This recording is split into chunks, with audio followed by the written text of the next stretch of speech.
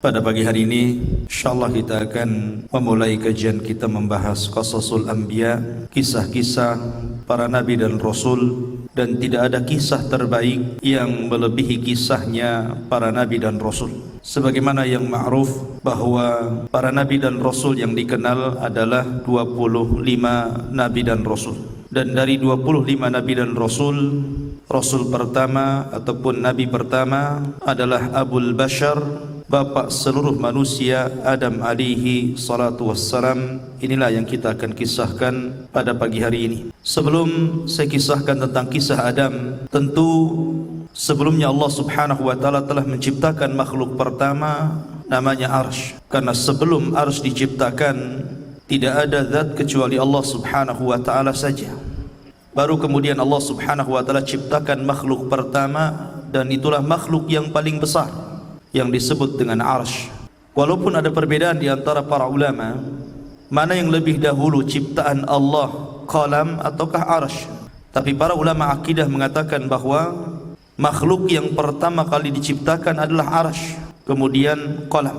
Baru setelah Allah subhanahu wa ta'ala menciptakan Arsy-nya, kemudian setelah itu menciptakan qalam, dan Allah berfirman kepada qalam, catatlah segala sesuatu yang akan terjadi sampai kiamat dibangkitkan.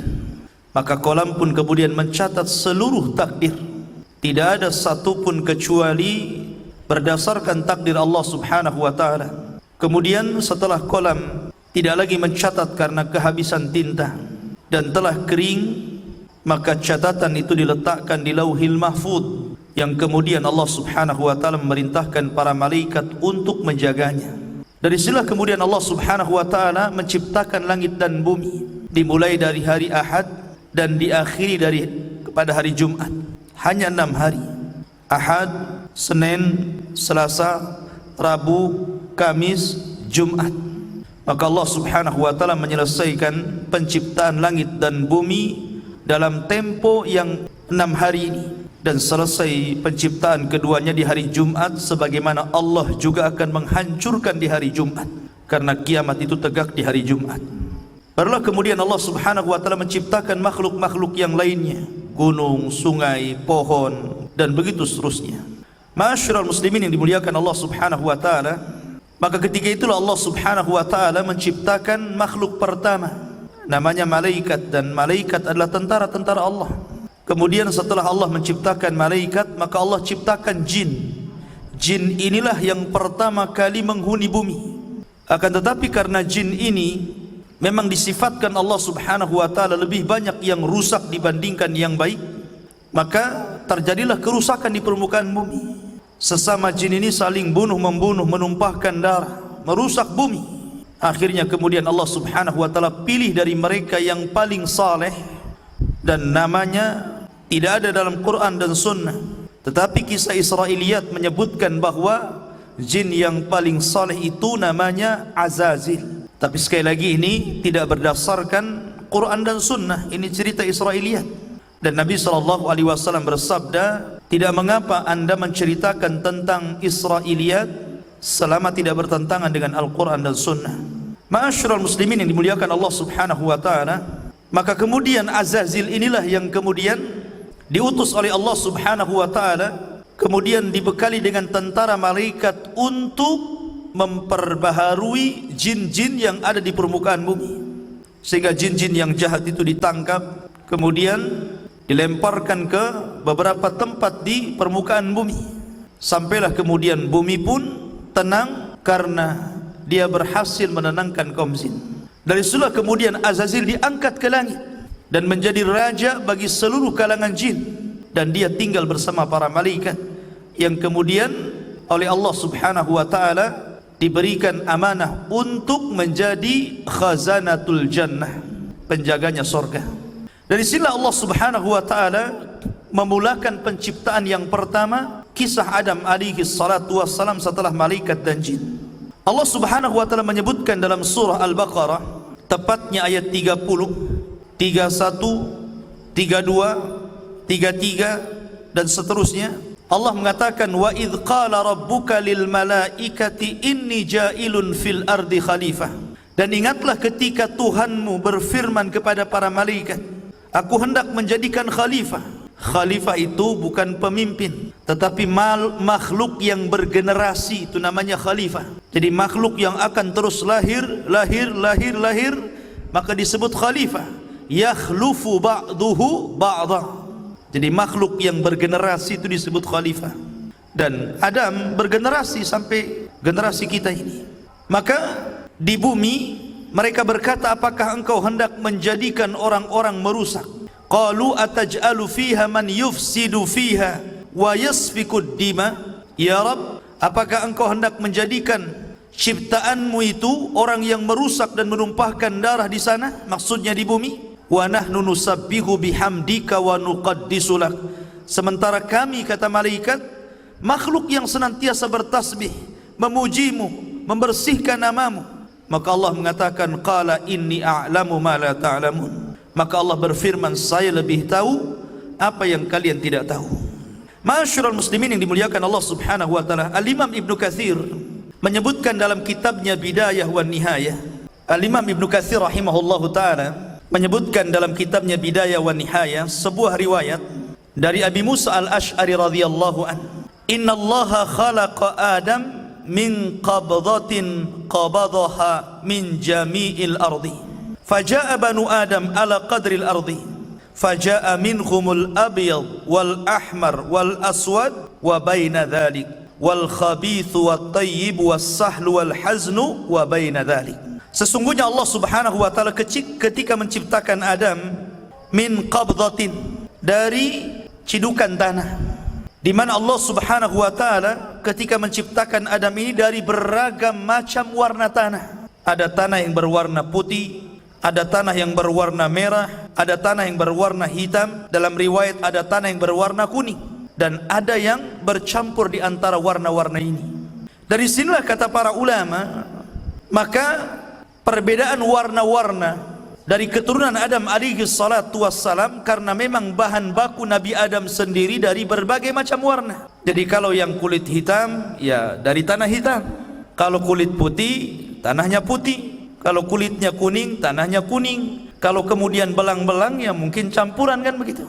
Artinya bahwa Allah Subhanahu wa taala menciptakan dari berbagai macam warna tanah, dan itulah menjadi keturunan Banu Adam.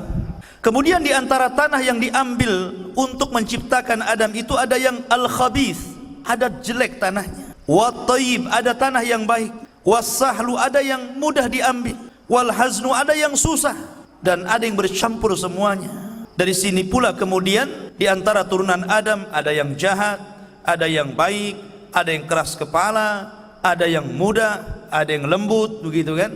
Jadi semua ini prosesnya kembali kepada proses ketika Allah menciptakan Adam alaihi salatu wassalam. Ma'asyiral muslimin yang dimuliakan Allah Subhanahu wa taala, di antara kisah pengambilan tanah itu, Allah Subhanahu wa taala pertama kali mengutus malaikat Jibril. Jadi Allah itu utus malaikat Jibril untuk mengambil tanah yang ada di bumi, tapi bumi menolaknya dan berlindung kepada Allah Subhanahu wa taala dari Jibril agar dia jangan sampai mengambil tanahnya. Akhirnya Jibril pun tidak bisa dan kembali kepada Allah. Kemudian Allah Subhanahu wa taala mengutus Mikail, sama bumi pun berlindung kepada Allah dari Mikail dan tidak diizinkan untuk mengambil tanahnya. Akhirnya Allah Subhanahu wa taala mengutus malakul maut, malaikat kematian. Ketika kemudian bumi berlindung kepada Allah Subhanahu wa taala, maka malaikat maut pun mengatakan, wa ana a'udzu billahi an arji. Sebagaimana engkau berlindung kepada Allah agar aku tidak mengambil tanahmu, maka aku pun berlindung kepada Allah, aku tidak akan kembali kepada Allah sampai ku ambil tanahmu. Akhirnya berhasillah malaikat maut mengambil berbagai macam tanah yang disebutkan di atas, kemudian diangkat ke langit. Dari tanah ini kemudian akhirnya Allah Subhanahu wa taala menciptakan dengan kedua tangannya. Ada hikmah kenapa Allah Subhanahu wa taala menciptakan dengan kedua tangannya, dan kedua tangan Allah kanan. Kedua tangan Allah itu kanan, tidak ada kiri dan kanan. Lain dengan makhluk. Kalau makhluk ada tangan kanan, ada tangan kiri. Dan ketika kita sebut bahwa Allah memiliki tangan, tentu yaliku bijalalihi, yang sesuai dengan keagungannya. Laisa kamislihi syai'un wa huwas samiul basir. Allah tidak sama dengan makhluknya karena dia zat yang maha mendengar lagi maha melihat. Dan kita harus menetapkan bahwa Allah punya tangan. Jangan mentakwil seperti sebagian kelompok yang mentakwil sifat-sifat Allah dengan mengatakan bahwa kalau Allah punya tangan berarti Allah sama dengan makhluknya, sehingga kita harus mentakwil tangan dengan kekuasaan. Hakikatnya orang yang mentakwil, ikhwan, dia telah mentasybih, dia telah menyerupakan. Ketika mereka mentakwil makna, sebelumnya kan dia serupakan Allah dengan makhluknya. Dia bayangkan dulu, nih Allah kalau punya tangan sama dengan makhluk, berarti dia membayangkan dulu Allah sama dengan makhluk.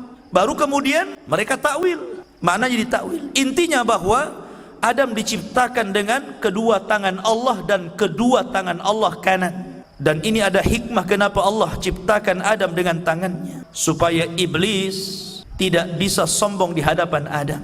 Karena iblis tidak diciptakan dengan tangan Allah. Iblis itu diciptakan dari ujung nyala api. Ma'asyiral muslimin yang dimuliakan Allah Subhanahu wa taala. Maka kemudian ketika Allah Subhanahu wa taala menciptakan Adam, Allah mulai membentuk Adam alaihi salatu wassalam dengan sebaik-baik bentuk yang tidak sama dengan makhluk yang lainnya. Makanya Allah Subhanahu wa taala mengatakan, laqad khalaqnal insana fi ahsani taqwim. Sesungguhnya Allah menciptakan manusia itu sebaik-baik bentuk. Ada yang mengatakan sebaik-baik bentuk itu karena manusia itu memiliki dua tangan dan dua kaki, dan dengan kedua kakinya dia bisa berjalan dengan tegap. Tidak ada makhluk yang bisa berjalan dengan tegap kecuali manusia. Kalau kita melihat hewan, ada yang berjalan dengan perutnya seperti ular, dia berjalan dengan perutnya. Ada makhluk yang berjalan dengan keempat kakinya. Oke Ustadz, bagaimana dengan kera, dengan monyet? Sama, monyet pun kalau lagi lari pakai empat juga, kecuali monyet yang terlatih disuruh jalan sebentar saja, ujung-ujungnya kalau lari pakai tangan juga. Ada yang mengatakan fi ahsani taqwim itu sebaik-baik bentuk karena manusia itu walaupun dengan kedua kaki bisa tegap dia. Ada yang mengatakan fi ahsani taqwim itu karena hanya manusia yang paling lengkap ciptaannya dibandingkan seluruh makhluk-makhluk yang Allah ciptakan. Lah ketika Allah Subhanahu wa taala mulai menciptakan Adam alaihi salatu wassalam, dibentuknya sedemikian rupa, maka Allah Subhanahu wa taala membiarkan Adam yang belum ada ruhnya itu.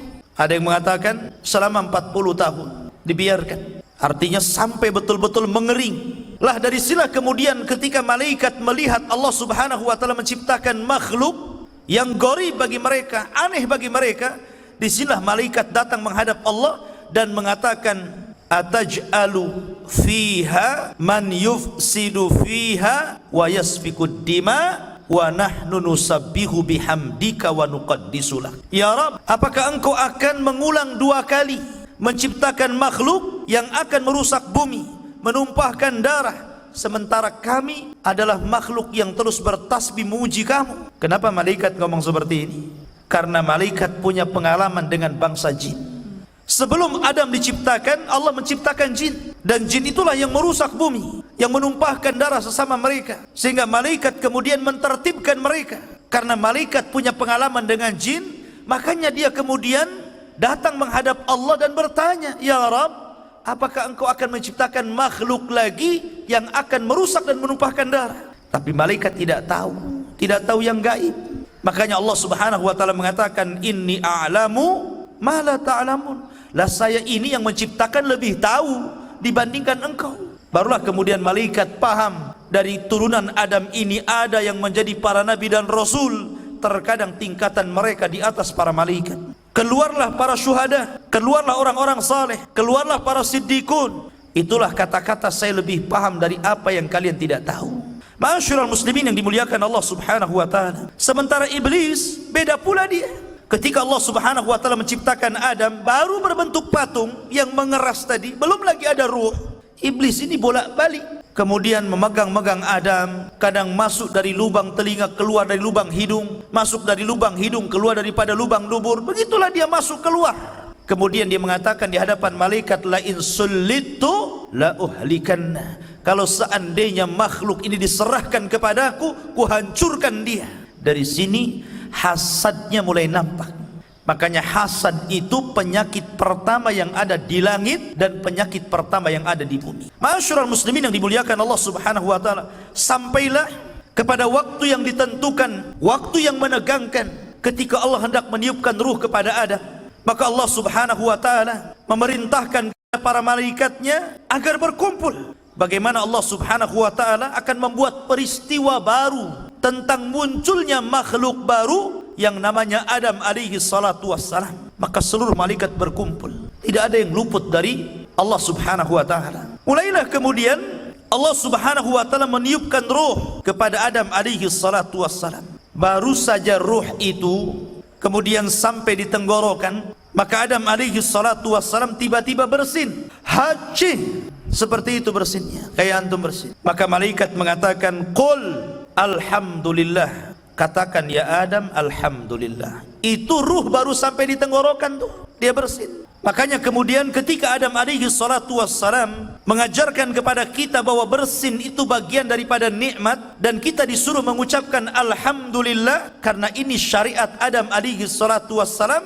Ketika dia bersin, dia mengucapkan alhamdulillah. Maka kemudian Adam pun diperintahkan mengucap alhamdulillah. Maka ketika Allah mendengar Adam memuji Allah, maka Allah pun berfirman, yarhamuka rabbuk, Rabbmu telah merahmatimu. Makanya kalau seandainya ada orang bersin alhamdulillah, kita jawab yarhamukallah. Ma'asyiral muslimin yang dirahmati Allah subhanahu wa ta'ala. Kemudian ketika ruh terus masuk ke dalam jasad Adam alaihi salatu wassalam, dan mata pun sudah mulai melihat, rupanya Adam alaihi salatu wassalam berada di sorga. Dilihatnya ada buah-buahan dan dia pun lapar.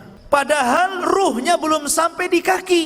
Ruhnya itu belum sampai di kaki, tapi tangannya sudah mulai mengambil-ngambil makanan-makanan yang ada di sorga. Macam mana bisa bergerak? Ruhnya belum sampai di kaki. Makanya Allah subhanahu wa ta'ala berfirman dalam surah Al-Anbiya, khuliqal insanu min ajalin. Diciptakan manusia itu suka tergesa-gesa. Karena Nabi Adam alaihi salatu wassalam belum sempurna, ruhnya sudah tergesa-gesa ingin makan tuh. Makanya kalau soal makanan tergesa-gesa biasa. Karena Nabi Adam alaihi salatu wassalam sudah mencontohkan bagaimana tergesa-gesanya Adam ketika melihat makanan yang ada di sorga. Maka ketika Adam subhanallah ruhnya sempurna, dari setelah kemudian Adam langsung memakan buah sorga. Dan seluruh buah sorga dihalalkan untuk dimakan, kecuali satu, nanti kisahnya.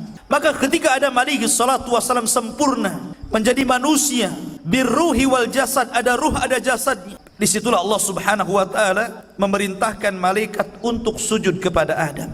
Maka Allah subhanahu wa ta'ala menggambarkan bagaimana malaikat ini tunduk patuh akan perintah Allah dan menghormat kepada Adam. Allah mengatakan fasajadal malaikatu kulluhum ajma'un. Seluruh malaikat, bayangkan, tidak ada satupun malaikat yang luput. Seluruh malaikat sujud kepada Adam. Rupanya dari seluruh malaikat ini ada satu makhluk, dia berdiri saja, dia tidak mau sujud, bahkan dia cenderung sombong. Kemudian makhluk ini ditanya oleh Allah subhanahu wa ta'ala, lima, kenapa engkau tidak sujud? Lima khalaqtu biyadai, terhadap makhluk yang aku ciptakan dengan kedua tanganku. Maka mulailah kemudian makhluk ini berargumen di hadapan Allah. Dia mengatakan, ya Rabb, ana khairun minhu, khalaqtani min nar wa khalaqtahu min tin. Rabb, saya kan lebih baik daripada dia. Aku diciptakan dari api, sementara dia dari tanah. Ini kias yang batil, kias iblis, kias yang batil. Bagaimana mungkin kemudian dia mengatakan bahwa api lebih baik daripada tanah? Dari mana dia tahu bahwa api lebih baik daripada tanah? Justru kita katakan tanah lebih baik daripada api. Apalagi Adam alaihi salatu wassalam itu diciptakan lewat kedua tangan Allah, dan ini kemuliaan bagi Adam alaihi salatu wassalam. Dan hanya beberapa makhluk yang diciptakan langsung dengan tangan Allah saja. Pertama Adam alaihi salatu wassalam. Yang kedua apa? Yang kedua papan Taurat. Papan Taurat yang ditulis oleh Allah sendiri. Jadi satu-satunya kitab yang diturunkan dari langit yang ditulis langsung oleh tangan Allah hanyalah Taurat. Ma'asyiral muslimin, dan juga yang kedua Adam. Adam diciptakan dengan kedua tangan Allah subhanahu wa ta'ala. Maka dari sini menunjukkan bahwa Adam jauh lebih mulia dibandingkan iblis. Dari situlah kemudian Allah subhanahu wa ta'ala marah kepada iblis, subhanallah. Inilah maksiat pertama yang ada di langit, yang dilakukan oleh iblis kepada Allah subhanahu wa ta'ala, menolak perintah Allah subhanahu wa ta'ala. Maka dari sinilah kemudian Allah melaknat iblis, melaknat selaknat-laknat, marah semurka-murkanya. Makanya Allah subhanahu wa ta'ala mengatakan, fakhruj minha fa innaka rajim. Hai iblis, keluar kau dari sorga, engkau kukutuk. Akhirnya kemudian iblis pun dikeluarkan dari sorga dan diusir ke dunia, dikembalikan kepada asal penciptaannya jin. Karena jin itu memang tabiatnya jahat, maka Allah kembalikan iblis ke asal penciptaannya jin. Walaupun ada khilaf apakah iblis ini bagian daripada malaikat, apakah dari bagian daripada jin, maka pendapat yang kuat kata Imam Ibnul Qayyim dan Syekhul Islam Ibnu Taimiyah bahwa iblis itu bagian daripada jin. Allah mengatakan kana minal jin fa fasaqa an amri rabbiha. Iblis itu bagian daripada jin yang melakukan kefasikan kepada perintah Rabbnya. Ma'asyiral muslimin yang dimuliakan Allah Subhanahu wa taala. Kemudian setelah iblis diusir, maka Adam pun berjalan di sorga sendirian. Ikhwah fidin, kalau seandainya Batam itu milik antum, tapi nggak ada orang, antum sendiri saja, antum jadi wali kotanya, tapi nggak ada orang, kira-kira antum nyaman nggak hidup sendirian di Batam? Nggak akan nyaman. Dan itulah kemudian ketika Adam alaihi salatu wassalam tidak nyaman hidup sendirian, kemudian dia pun tertidur, tiba-tiba selepas bangun di sampingnya ada perempuan, dialah Hawa, diciptakan dari tulang rusuk yang paling bengkok dari tulang rusuk Adam alaihi salatu wassalam. Maka Allah Subhanahu wa taala ketika telah menciptakan Hawa, maka Allah pasangkan Hawa dengan Adam. Ketika itu Allah berfirman, uskun anta wa zaujukal jannah. Masuklah wahai Adam, ajak istrimu ke dalam sorga, hiduplah di situ, makanlah sesukamu, tetapi wala taqraba hadhihi syajara. Yang penting kau jangan dekat-dekat pohon ini saja. Dari sini ikhwah fillah dimuliakan Allah Subhanahu wa taala, Allah ketika menciptakan pohon ini sebagai ujian dan ada hikmah di dalamnya. Adam ini ingat, dan Adam itu tahu bahwa pohon itu tidak boleh dimakan. Tapi Adam lupa. Adam lupa dengan perintah Allah agar jangan makan pohon itu. Akhirnya kemudian Adam pun memakan pohon itu. Kenapa Adam lupa? Ada sebuah hikmah. Karena Adam alaihi salatu wassalam atas kehendak Allah akan diturunkan ke bumi. Tetapi harus ada sebabnya. Tidak mungkin langsung diturunkan ke bumi saja, kan begitu. Harus ada sebabnya. Salah satu sebabnya Allah lupakan Adam akan perintah jangan mendekati pohon. Akhirnya dia pun mendekati pohon karena ada sebab lain di mana iblis berhasil masuk ke dalam sorga. Dalam riwayat Israiliyat, iblis ini dia menunggang masuk ke dalam jalan darah ular. Jadi ada kisah Israiliyat, ada ular yang selalu masuk keluar sorga. Iblis kan sudah diusir dari sorga, dia tidak bisa mungkin masuk ke dalam sorga. Tetapi iblis ini berhasil masuk sorga lewat masuk ke dalam tubuh ular itu. Apakah Allah tidak tahu? Allah tahu, nggak mungkin Allah nggak tahu. Tapi kenapa Allah biarkan iblis masuk ke dalam sorga? Sekali lagi karena ada hikmah di sini. Ada hikmah yang Allah Subhanahu wa taala kehendaki. Maka iblis pun berhasil masuk ke dalam sorga. Maka kemudian dia pun menjelma sebagai manusia. Karena memang iblis itu bisa tasyakul, jin itu bisa berbentuk siapapun sesuai kehendak. Dia bisa berbentuk manusia, sama dengan malaikat bisa tasyak. Maka kemudian dia datang kepada Adam seolah-olah penasehat, seolah-olah orang baik, dan mengatakan, wahai Adam, kenapa Allah Subhanahu wa taala melarang tidak boleh mendekati pohon ini kecuali karena ada dua perkara. Antakuna malakaini au takuna minal khalidin. Boleh jadi kalau engkau memakan buah larangan ini, kalian berdua akan Allah jadikan malaikat, atau Allah akan kekalkan di sorga. Allah tidak mau engkau kekal di sini. Akhirnya mulai goyang Adam. Ketika iblis tidak sanggup mempengaruhi Adam alaihi salatu wassalam, akhirnya dia pengaruhi lewat istrinya. Dari sinilah maka keturunan Hawa, para wanita itu lebih mudah dipengaruhi dibandingkan keturunan Adam laki-laki. Ya, jadi kalau antum tidak bisa mempengaruhi suaminya, pengaruhi istrinya. Nanti istri-istrinya itu mempengaruhi suaminya. Itu paling mudah tuh. Kompori saja istrinya, nanti suaminya terbakar. Kalau Adam alaihi salatu wassalam seorang nabi pilihan, bisa terpengaruh dengan istrinya, akhirnya memakan buah larangan, maka tentu siapa kita? Kita ini hanya turunannya saja. Ma'asyiral muslimin yang dimuliakan Allah Subhanahu wa taala. Kemudian juga Al-Imam Ibnu Katsir rahimahullahu taala dalam kitab Bidayah wa Nihayah menjelaskan bahwa Adam ini memiliki perawakan yang tinggi. Sittuna dzira'an, memiliki 60 hasta. Satu hasta itu setengah meter. Berarti 60 hasta berarti 30 meter. Itu tingginya Nabi Adam. Masjid ini saja nggak sampai 30 meter. Mungkin 2 kali masjid ini tingginya ya. Kemudian lebarnya 7 hasta. Berarti lebarnya itu 3,5 meter, tingginya 30 meter. Kalau buat jubah itu kayak apa jubahnya? Makanya tentu Sebagaimana makhluk di zaman itu besar-besar, tentu juga binatangnya juga besar-besar. Kalau ayam di zaman sekarang yang kecil, kemudian hidup di zaman Nabi Adam disangka semut. Kecil kan begitu ya? Mungkin diinjak nanti. Ya tentu kan besar-besar juga binatangnya di zaman itu. Tapi bukan berarti kemudian fosil-fosil yang ditemukan tentang adanya dinosaurus dan yang lainnya begitu kan? Boleh jadi ya, boleh jadi tidak kan begitu. Kalau melihat postur Nabi Adam tinggi, ya mungkin binatangnya juga besar-besar kan begitu. Itu logika lah ya. Intinya bahwa Adam itu memiliki postur dan memiliki usia yang panjang. Tetapi ketika Allah takdirkan semakin ke sini, maka posturnya semakin pendek dan juga usianya semakin pendek. Dari sini Nabi SAW hanya membatasi umat Islam berkisar 60 sampai 70 tahun saja. Masyarul muslimin yang dimuliakan Allah Subhanahu wa taala. Ketika Allah Subhanahu wa taala kemudian takdirkan bahwa Adam alaihi salatu wassalam memakan buah larangan, akhirnya kemudian Adam pun diusir oleh Allah dari sorga.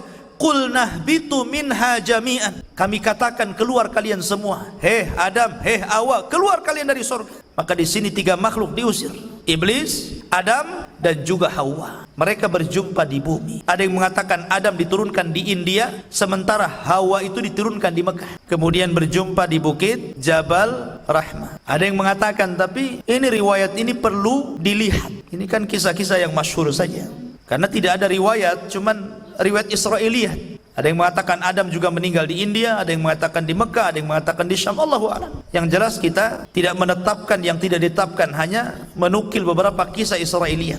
Artinya bahwa Adam alaihi salatu wassalam kemudian diturunkan ke bumi. Dari sinilah ada dialog yang menarik antara Nabi Adam alaihi salatu wassalam dan Nabi Musa. Kapan berjumpa keduanya? Allahu a'lam. Nabi yang menceritakan, dan hadis itu sahih, di mana Nabi Musa alaihi salatu wassalam mendebat Adam dan mengatakan, gara-gara engkau wahai Adam, harusnya kami sudah di sorga, tapi gara-gara engkau memakan buah larangan, akhirnya kami ke dunia.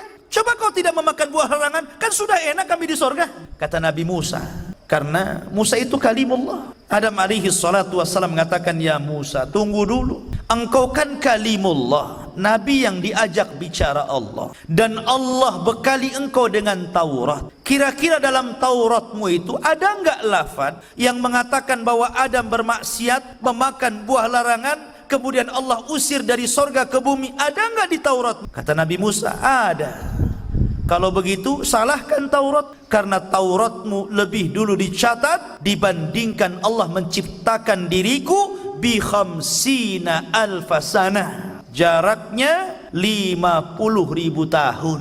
Taurat dulu, setelah 50.000 tahun baru Adam diciptakan. Maka Adam mengatakan, salahkan Tauratmu, kenapa ada lafaz yang seperti itu, jadinya aku dikeluarkan. Akhirnya saling membela di sini. Makanya para ulama mengatakan jangan berdalil dengan takdir. Kalau berdalil dengan takdir seperti ini, dan kita tidak tahu takdir kita apa. Karena banyak orang yang bertakdir seperti ini akhirnya. Kapan lu tobat? Nunggu takdir Ustaz. Ya kalau nunggu takdir, kapan mau tobat kan begitu? Taufik itu dikejar, bukan takdir.